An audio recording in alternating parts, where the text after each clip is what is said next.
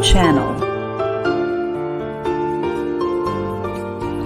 Hashtag TNC Now.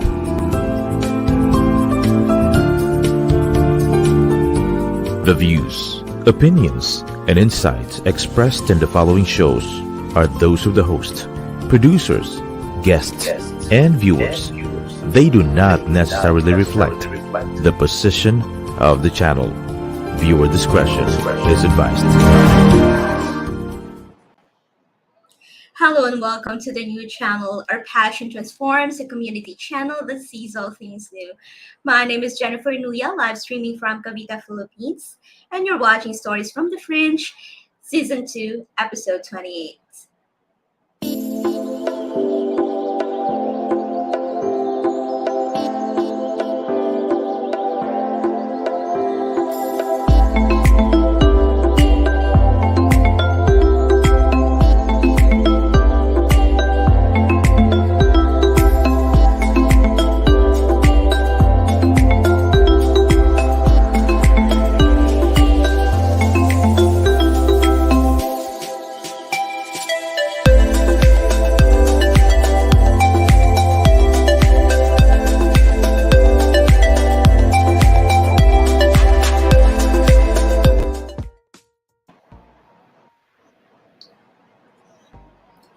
We have an amazing episode today, and we'll get to that in just a moment.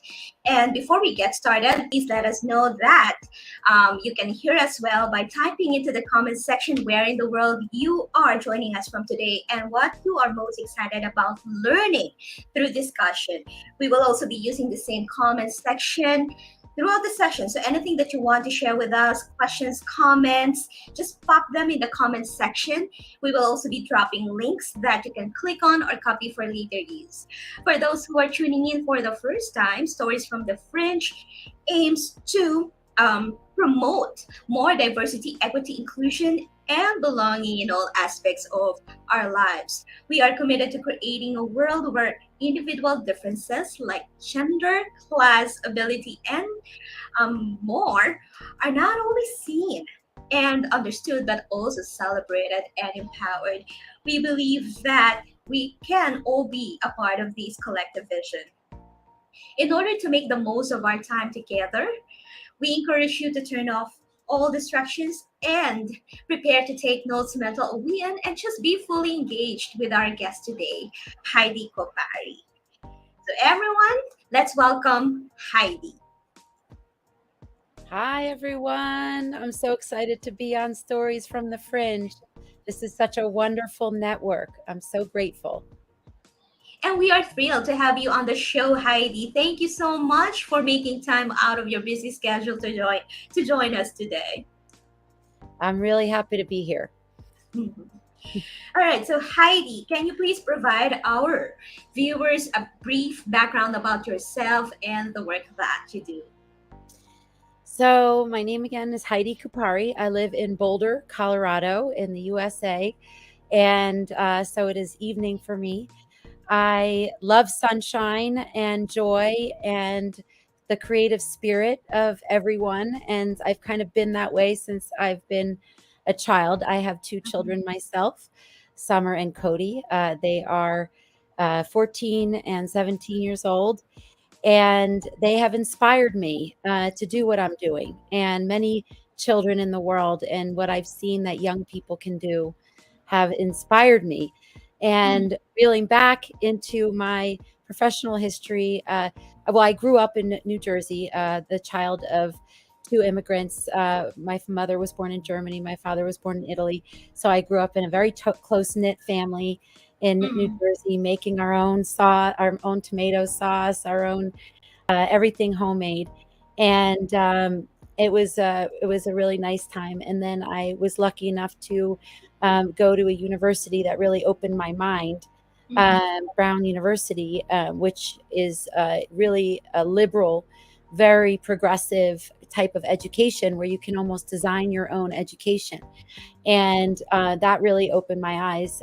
And so through my professional career, I was in New York City in the advertising industry, the art industry, then in some venture capital and .com. and got my what I call street level MBA in through being mentored and working my way and applying the knowledge I was gaining and having a lot of mentors to guide me.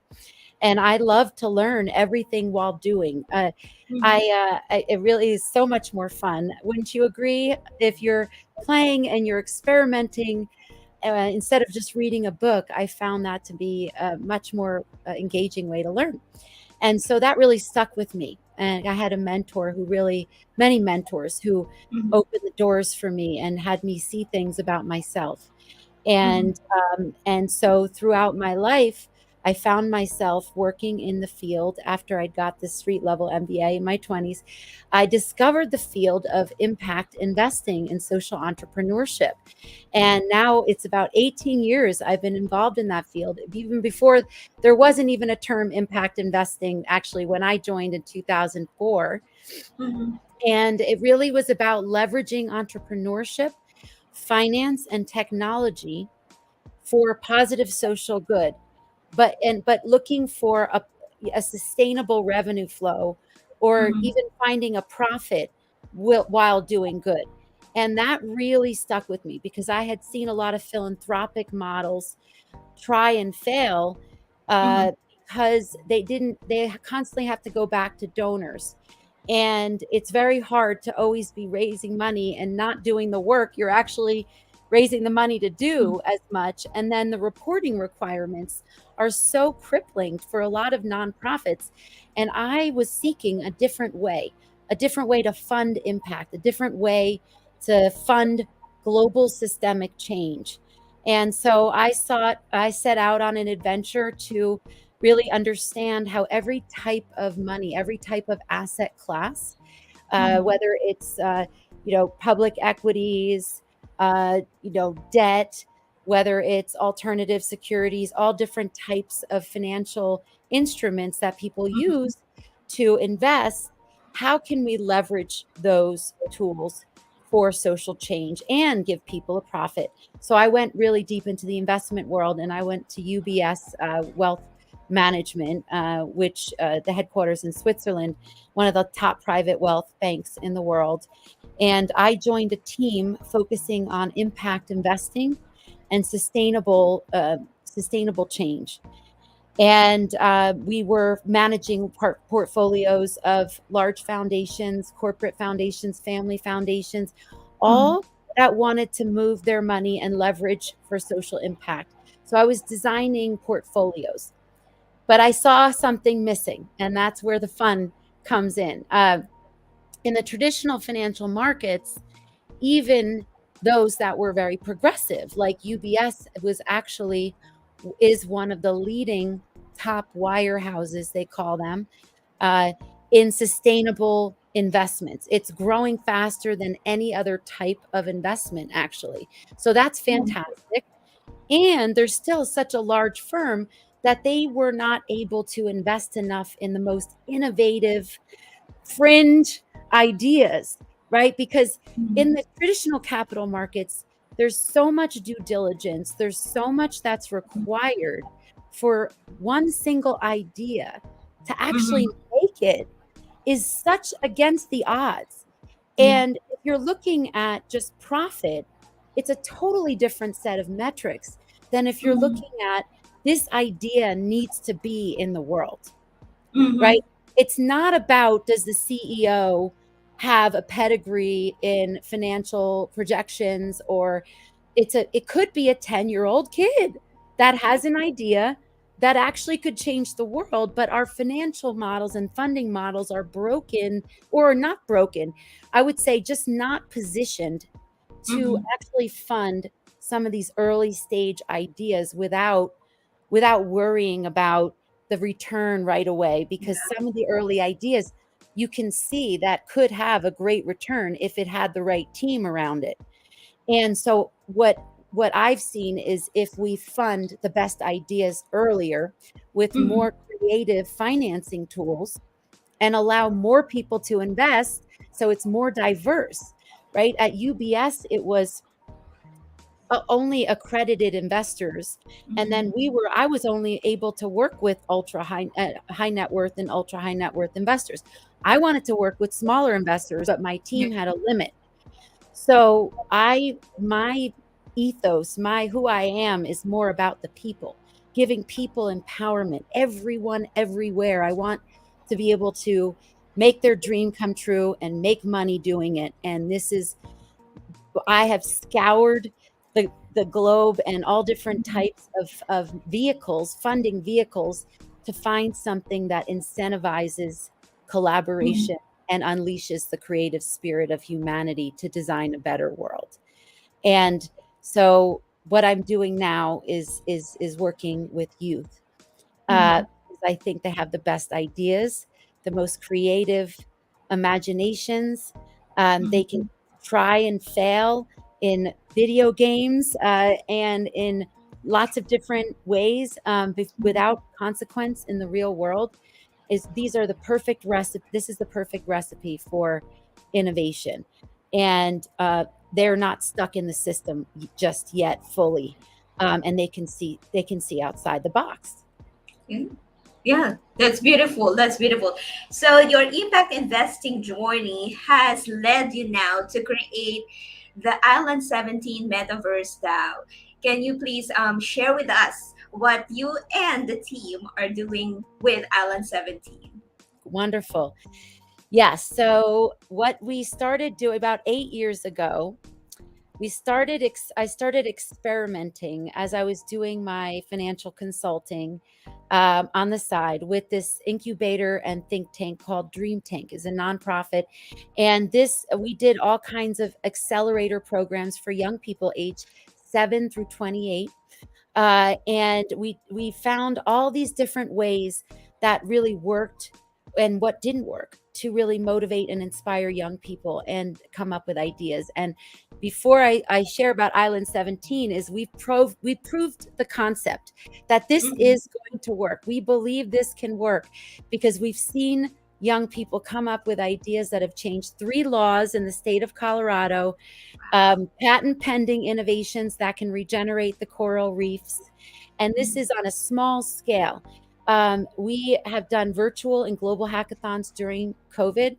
And what we learned was the best way to unleash all of the learning we learned. We had in real life programs, online programs, Zoom, all different types of platforms.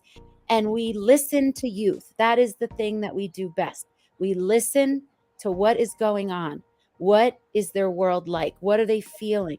What are they thinking?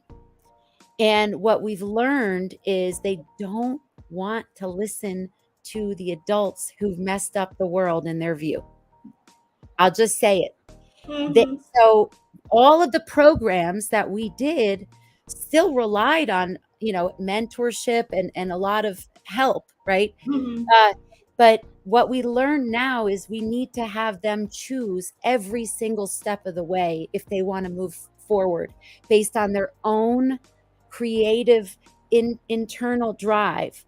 And extrinsic drive will be rewarded also for learning and going on missions. So we decided to ask the youth what they thought about if we put all of that learning and all those programs into a game, and they can just decide what they want to do and be totally self-guided. And there'd be mentors along the way that they could access, but they were not hovering. And that was a unanimous yes from a whole big global polling of young people.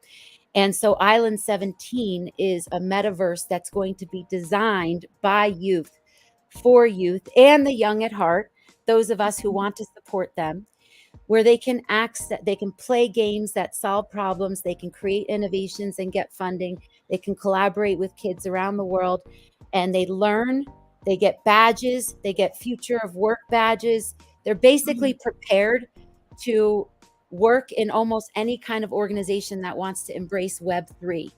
So they're getting training, scholarship opportunities, and more. And we get their brilliant ideas and they get to be heard.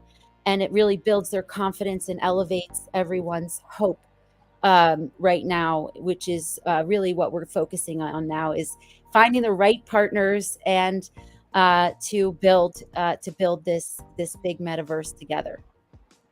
That's beautiful. That's beautiful. This is a metaverse for the children and by the children. Yes. So they're going to get to, through a series of hackathons and global summits online and in person. There'll be a toolkit so you can run one of these. Right now, we're raising the funds to launch our next big summit, which I'll talk about later. But we're doing something in just less than a month so that young people can go back to school with hope. And we really are excited that TNC and the Stories from the Fringe are willing to promote the message of hope with us to you. Okay. Now my question is: did this idea of the Island17 Metaverse come from you, or was it inspired by a child, like you mentioned earlier during your impact investing journey, that you were I don't know what's the better term, like you were saddened because there's this 10-year-old child who has this bright idea, but he cannot or she cannot get investors, funders to believe in the idea. Yes.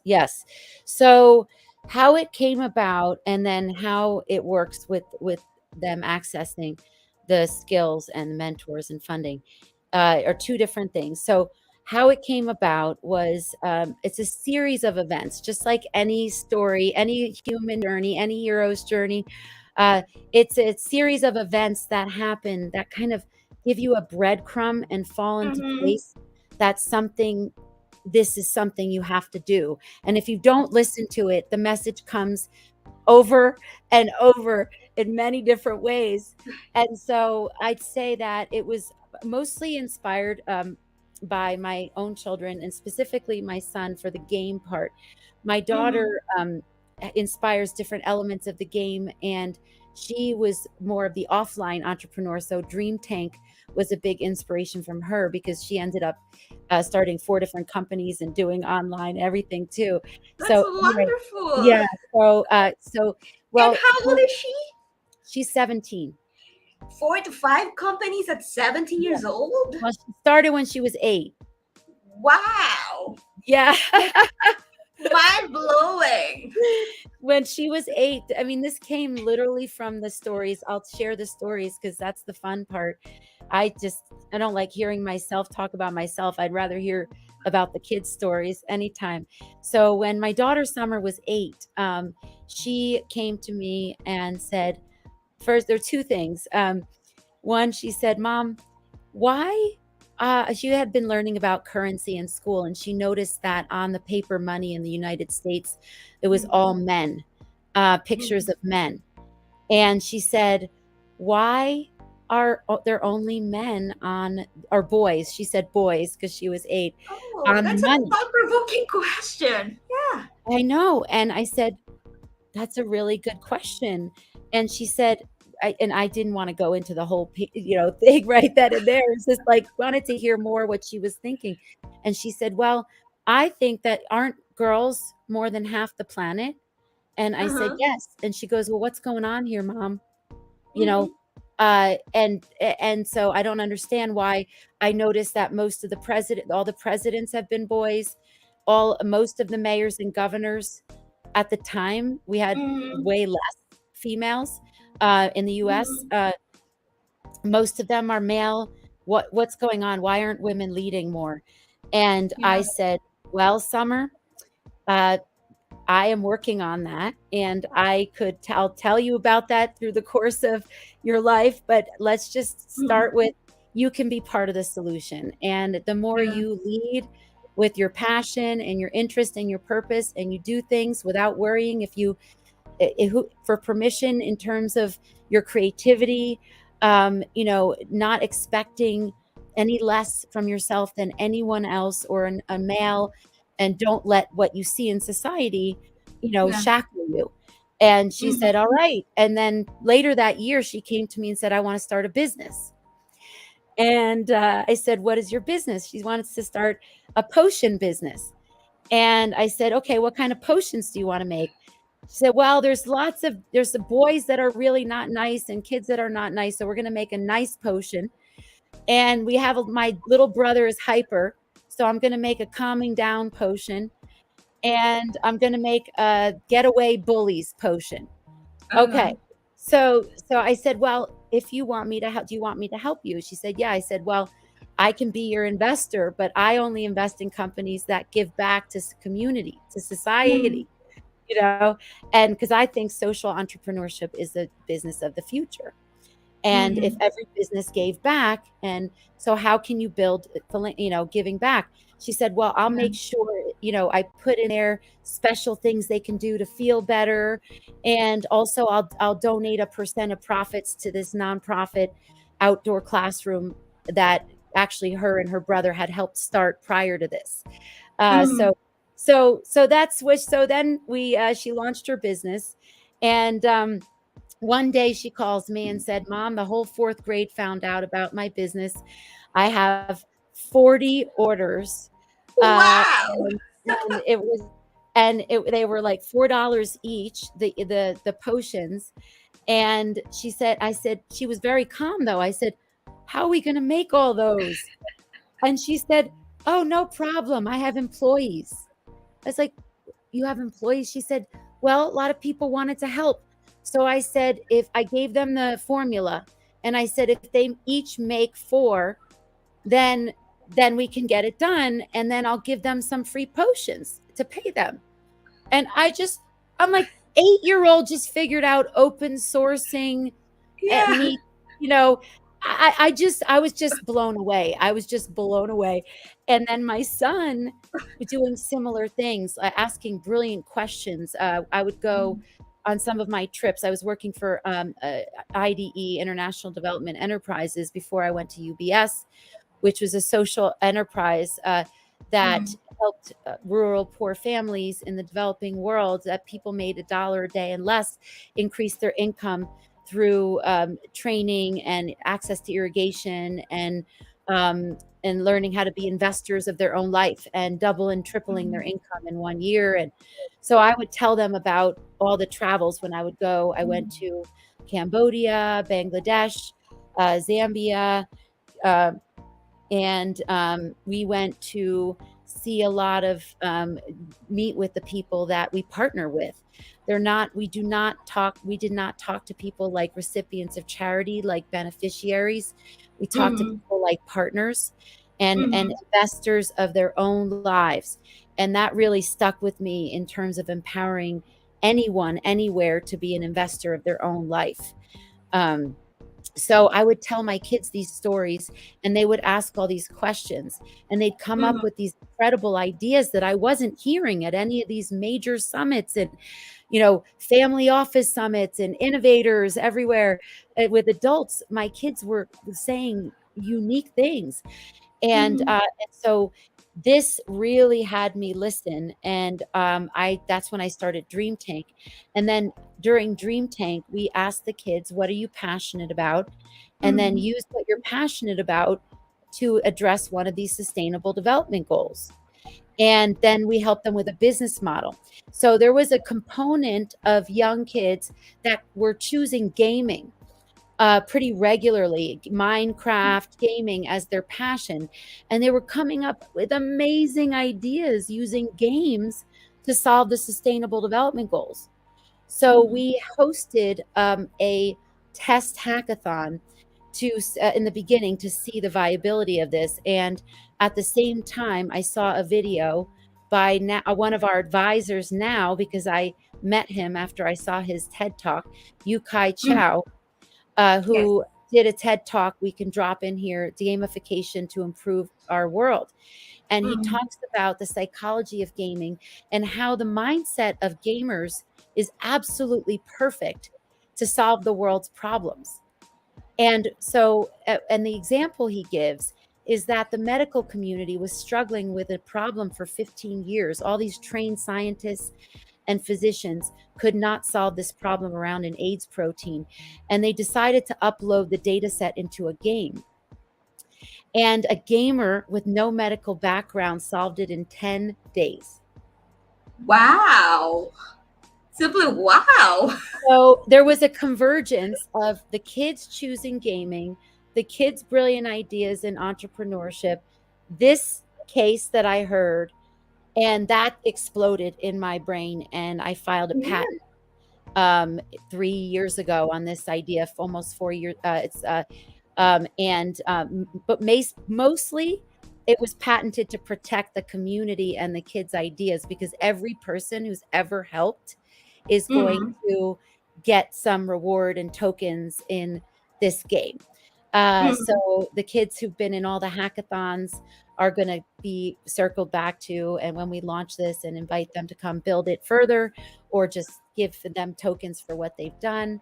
But this is really, it's a massive collective impact exercise and experiment. But I think it has more than experiment. I think we've have beyond the proof of concept, and we are now ready to build it and expand, because we already have a handful of games that can fit into the metaverse that address the sustainable development goals. All right. Wonderful, wonderful, Heidi. Thank you for sharing all this. We'll listen more to Heidi and her work in Island17 Metaverse DAO when we come back after a short break. Please stay tuned.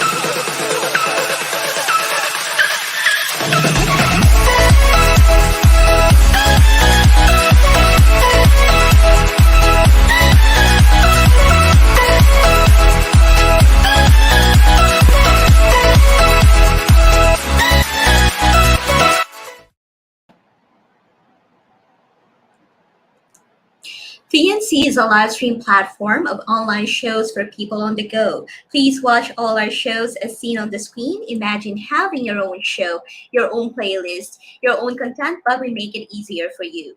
TNC aims to transform the lives of our viewers through engaging, authentic, and original content.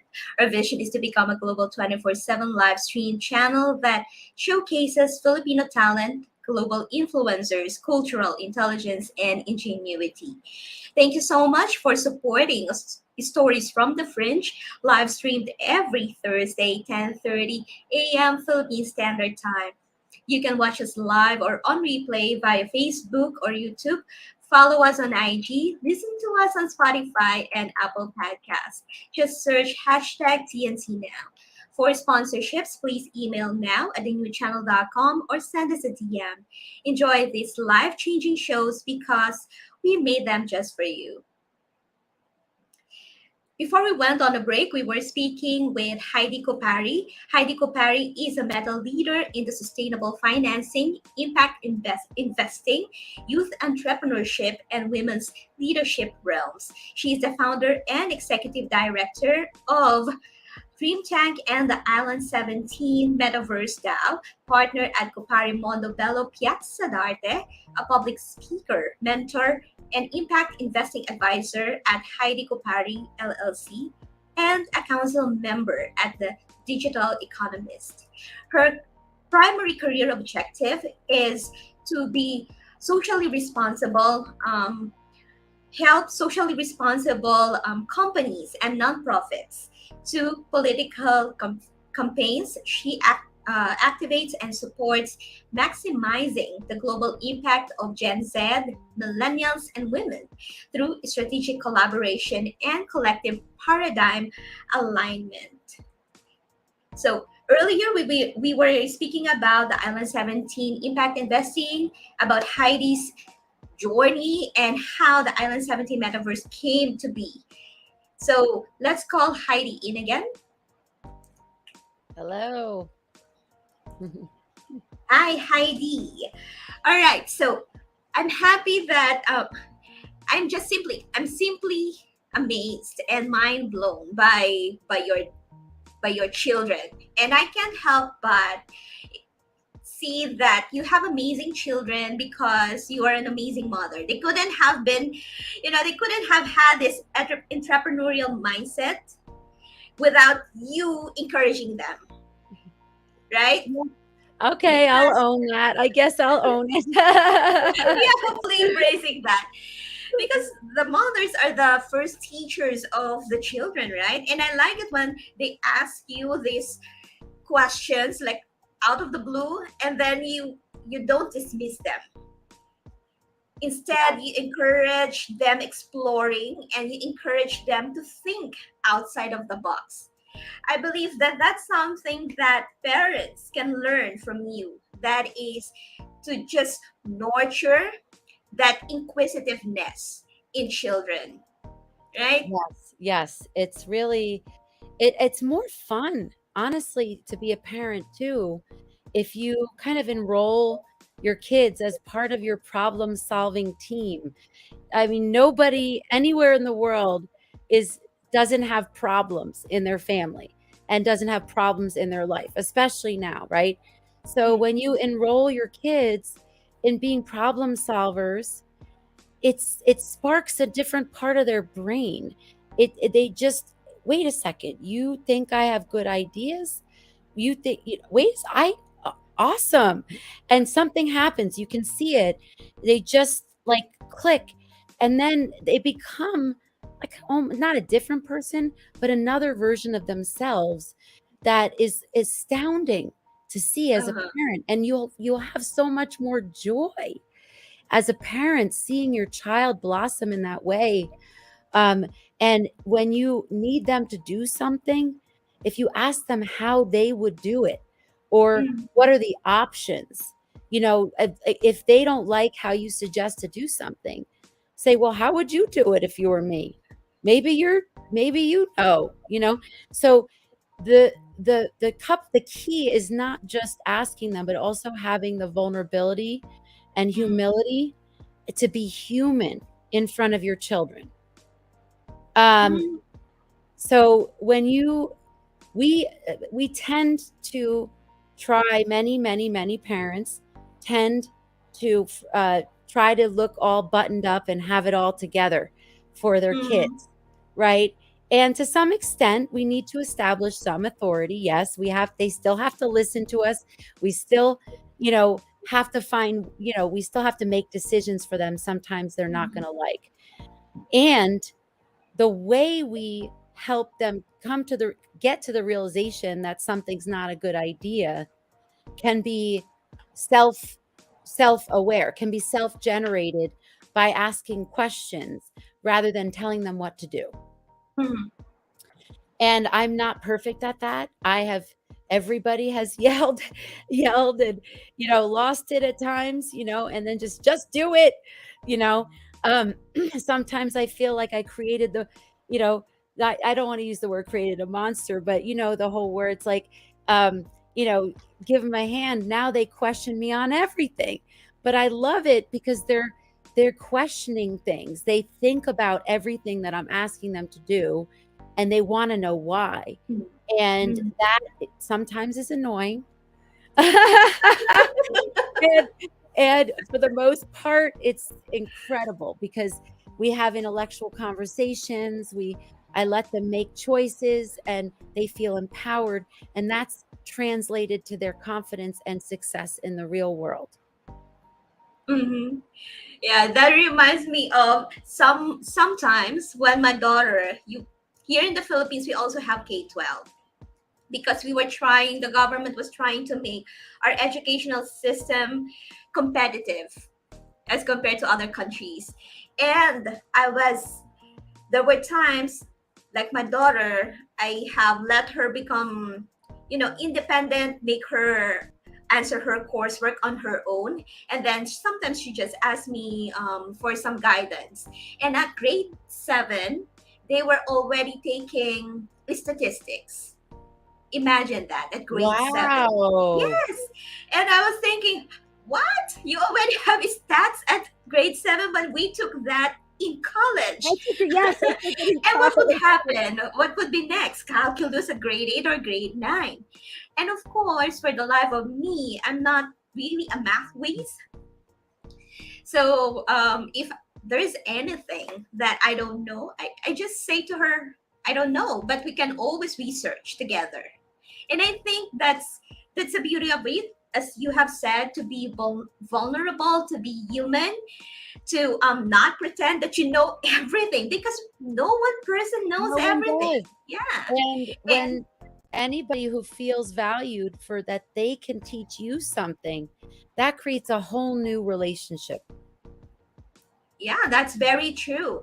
And I believe that's the one reason why we really need to talk to children, so that they know that we value them as another human being separate from us, right? So again, as you have said, we still make some decisions for them because they are still minors. But for the small decisions, they can already call the shots. Now, on another note, I would like to talk about something. So, metaverse is a digital world, right? Yes. So, how do we balance children? Because there has been a problem during the pandemic, right? Children were not allowed to go out. I don't know about the US, but here in the Philippines, we had like a 2-year lockdown. At least in the major cities, where we were not allowed to go out unless for some necessary things that we need to go to or to do. So children, they took online classes, and they didn't have face-to-face meetings with the other children, and they missed that socialization. So what they did was to immerse themselves in the digital world. Yes. But now there are problems arising from that, because they have become accustomed to the digital world that we need now to take them off from screen. So how do we agree. balance I agree. that? Yeah. Yes, it is a problem. And, I think all of us had formed new patterns. And it's hard to break a pattern, right? So just psychologically for all of us, we all have been on screens more. I know a lot of people who were, you know, dragging themselves off Netflix, trying to get out again after, but they just Mm-hmm. forgot even who to call and what to do. And it just, and we were locked down, but not as severely as what you Mm-hmm. said. But most public things were closed, but we were allowed to go places with masks in Mm-hmm. grocery stores and stuff. But it was very no school, like all, gyms, everything was shut down. So we couldn't go any gathering place, just to go around. But and the kids were online. So the first thing I like to say to myself and to other parents and to kids is we just got to cut them a little break. And not one of the things that I think had them almost stay online and not really want to come back into the real world Mm-hmm. is the fact that their schools, society, everyone just kept going back to business as usual. Like Mm-hmm. nothing just happened, like the whole world didn't just change, and still trying to teach them the old things. And with nothing new after the biggest thing that had ever happened to them that had Mm-hmm. shifted so much, and not just them, but the whole world, right? And so that was one thing. And not just that, work got piled on, and this mantra, this kind of uh, words that a lot of the people were using in to Mm-hmm. the young people was you're behind, right? You're Mm-hmm. behind, you're behind, you're behind. And they just kept pummeling them. And so it's like, wait a second, can we make it good for them to come offline maybe? Because Mm-hmm. that is what they're going back, because it's like, wait a second, this is not fun. Nobody, the world is getting scarier, and the leaders are still fighting. People are more divided. I'm going back where it feels safe, right? Mm-hmm. So that's one thing that is a challenge. I have Mm-hmm. solutions. I'm just sharing the challenge and how you can connect with your young one or anyone in your life who is stuck on screens by having a real conversation and asking them what it does for them. Don't make them wrong. Ask them, what does it do for you? Mm-hmm. And what is it, what can I do to help you, right? To get off. But really, that's what we're helping with. uh but so that's a really important point, right? And saying, we want to I want to help you find awesome things to do online that are more Mm-hmm. productive, that actually benefit society, and take you back into the real world, because what you learn and what you create online can make the real world better. And you got to have to go in the real world and see the impact of your work and give Mm-hmm. verification that you're going in the real world and verifying your ideas work with customers. With for example, there's an ocean cleanup game that some kids are designing, and they want kids around the world to play this ocean cleanup game. And then they want to have they want to figure out how to make it so that they can physically clean up trash everywhere around the world together. Mm-hmm. And that's a Mm-hmm. great one. And I know in the Philippines that's going to be an exciting one, because I know that's a big challenge with the trash on the ocean, on Yeah. the beaches, right? So when we have this we're having a youth summit and a hackathon. So kids from the Philippines and others, they could come and work on how can we make this ocean cleanup game in the metaverse translate to really cleaning the oceans in the real world. So their Mm-hmm. design challenges are actually to bring them back. And we have lots of incentives to bring them back. They get to do something they're passionate about. They get to do it with their friends. They get paid to learn. They get paid. They could raise money for their own idea. They get rewarded internally and externally.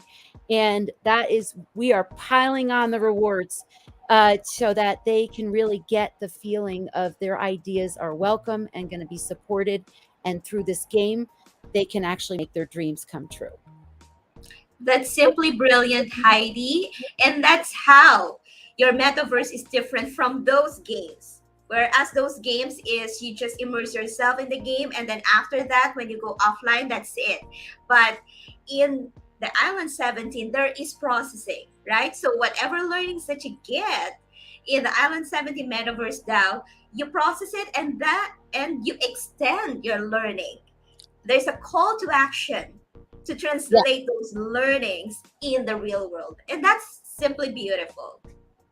And there's reflection points in the game. We will prompt the young people to go offline and go do something, scavenger hunt in the real world, come back, but also reflection points where they have to kind of tune in and take some deep breaths and become learning about some mindfulness tips as well. So it's health and well-being as well as just an action platform. All right. So this dream tank, which became the Island 17 Metaverse DAO. So what's next? What's next is now if you're wondering, well, where is this? So how can I start playing it? And what do I do with my kid in the meantime? Meanwhile, of course, try to regulate it if there is gaming addiction. So I'm not an expert with gaming addiction, although my son was addicted and I got him help. And his passion for gaming actually helped build Island 17 in a much more balanced way. So my son and I are a living example that you can do this with your child. So what's next is we are calling for youth around the world, wherever you are, if you'd like to join. We are doing a youth summit and hackathon. August 17th through 20th, we partnered with the Health and Wellness Network of Commerce, and it's a global platform to elevate health and well-being and abundance for people, creators, entrepreneurs, and other folks trying to make the world better and find economic empowerment and happiness and well-being. And so we are adding on a youth summit, and we're going to have it in a kind of an interactive metaverse space, and young people can be heard on what their challenges are right now. And then they get to join a team addressing one of three major design challenges. The first is security in their lives, in their communities, and their schools globally. Young people don't feel safe globally, whether it's whatever challenging situation they find themselves. It's not feeling safe in their school or their home. Addressing that. Two is ocean and water conservation, and three is gender equality and reduced inequalities. And all of these are meant to address and woven throughout addressing mental health and emotional and inspiring emotional well-being in all. And at the end of the hackathon, they can work with mentors. They're going to, for example, if you love making digital music and you wish that you could do something around ocean because you live near a beach, you could join the Ocean Design Challenge team, and then you could join the media group who's designing the avatars and the music for that game. And so your gifts could be applied in this design challenge in any way. You're actually forming almost a mini company for 3 days, where you and a group of other young people around the world get to work with mentors and design something and then present it on the global stage on August 20th and be seen. And our goal is to really bring a wave of hope to everyone who sees it or who tells anyone about it and believes that we can do this and that we are more unified than we're divided. We just need to dream up a different future that includes all of us, that the kids will design so we can all imagine and help them build it. So the Youth Summit is the kickoff to a series of global hackathons that we're going to have, and we're going to keep building this game through these hackathons throughout the next year or so. And however fast we can make it happen, great. But ultimately, it's going to be open source. So Mhm. anyone, anywhere can create their own game within the metaverse too. Wonderful. That's splendid. Splendid. So if you are a youth, like is there an age limit like 8 to 28, It's Heidi? 8. We have it as 8 to 28. Okay. So Yeah. if you're 8 to 28, you are invited to join the Youth Summit this August. You will learn a lot and you get to connect with other youth creators around the world. And it's Yes. about And if time. you're, Yeah. oh, yes, wonderful. I'm sorry. If you're an adult who wants to be a part of it too, you can sign up to be a sponsor, a resource partner, a mentor, or volunteer. And the website is island17.io/youth summit. There's Mhm. information there. You can submit a form. You can download and contact us there. And we really welcome your support. And there's all different. There's other ways you can get involved with our DAO as well that you can apply from our Mhm. homepage. It says get early access to the game Mhm. and apply to join our DAO. There's a form there you can fill out if you'd like to explore joining us. Um, I'll just say that right now we're in this phase where Mhm. we call our Jedi Council is the DAO, our inside name for our DAO. A lot of us are very excited about Star Wars, Star Trek, and all the different sci-fi, Avatar, everything we love. Uh, and it's very playful and fun, and it's something fun to do with your kids. And so Mhm. joining our DAO is something really meaningful to do together as a family. It really keeps my family together and many others who are involved. So it's a fun journey. It's an adventure. Mhm. So, Heidi, if there's one key takeaway that you want our viewers to get from this conversation, what is that? That we have all of the ideas and all of the resources here on this planet to solve all of our problems. Mhm. And we just have to believe it. Mhm. And we get to ask the most creative, out of the box people in the world how to dream it up and never forget Mhm. how valuable every single person's voice is. Mhm. And if you come across somebody who's angry or scared or sad, just Mhm. remind them that they're not alone.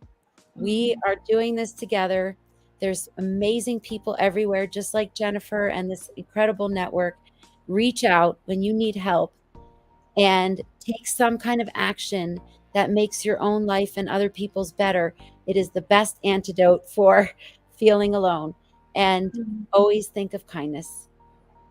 Okay, thank you for that. Awesome, Heidi. Thank you for your insights. Thank you for your shares in today's episode. So, how can our viewers continue the conversation with you? How can they follow you on social media and the work that you do, aside from the Island 17 website? Oh, great. Yes. On all the channels is at brand new social media channels. We need some help with marketing in our DAO. We are, that's one of the things we just got started with, but it's at Island17 DAO, DAO, on all channels. So we'd love to have as many followers as possible to build that up. And also, we are Dream Tank, are the channels from Dream Tank that we had more content from the past from. Um, Mhm. and through LinkedIn, I'm at Mhm. Heidi Cuppari. Strangely, there isn't another Heidi Cuppari I found on LinkedIn. So there's only one. And you can send me a message there or Mhm. DM on any social channel and Twitter at Heidi Cup, HEIDICUP. Mhm. Thank you so much, Heidi. So at this juncture, I would like to thank all the people who have been supporting Stories from the Fringe from the very start of this season. up to this last episode. Thank you, Melvin Phillips. Thank you, Teresita Linus Manalo, Celine Bautista Nuya, also Brazil Ramirez. Thank you also to Rowana Ruperto and many others, too many to mention. So I'm sorry if I will not be able to name each and every one of you. So thank you so much. Also, I'd like to thank the executive producer and president of the new channel, Ms. Apple Manansala, and also our directors Mavin Sanchez, director Mix Kabukit, who is helping us with the logistics and the back end processes. Thank you also to Sheen Gamel Garden, also Richard Emlano, Lance Yastok, Lance Reyes. Thank you so much for this wonderful season 2 of Stories from the Fringe. I'll see you next season. So stay tuned to that. Thank and you. to our loyal viewers, thank you so much for always being with us every Thursday. And enjoy the rest of your day or evening, depending where you are in the world. God bless everyone.